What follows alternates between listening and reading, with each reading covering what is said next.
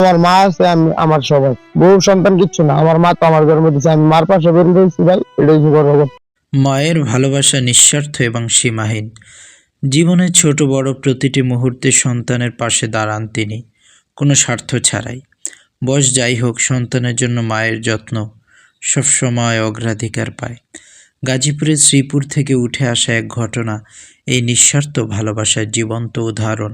মা যেমনিভাবে সন্তানকে দেখভাল করেন, ছোট থেকে বড় করেন, ঠিক তদ্রূপভাবেই মা যখন অচল হয়ে যায় তখন সন্তানেরও তার দেখভাল করা, তাকে লালন পালন করা দায়িত্ব হয়ে যায়। গাজীপুর জেলার শ্রীপুর উপজেলায় এক ছেলে তার অসুস্থ মায়ের সেবায় নিজেকে সম্পূর্ণভাবে নিয়োজিত রাখায় ভেঙে গেছে তার সংসার। স্থানীয় সূত্র জানায়, মায়ের চিকিৎসা ও সার্বক্ষণিক দেখাশোনার কারণে তিনি নিয়মিত কর্মস্থলে উপস্থিত থাকতে পারছিলেন না। এক পর্যায়ে কর্তৃপক্ষের অসন্তোষের মুখে পড়ে তার চাকরিটিও চলে যায়। এরপর শুরু হয় দাম্পত্য জীবনের কলহ। স্বামী শুধু মায়ের পেছনেই সময় দিচ্ছেন, সংসার ও স্ত্রীর প্রতি মনোযোগ নেই, এরকমের অভিযোগ করে স্ত্রীও তাকে ছেড়ে চলে যায় বাবার বাড়িতে।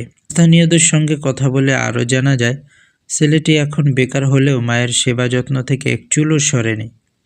তার ভাষায়, চাকরি আবার পাওয়া যাবে, কিন্তু মা একবার চলে গেলে আর কখনোই ফিরে আসবে না। তার এই নিষ্ঠা এলাকার অনেকের চোখে আবেগের সঞ্চার করেছে।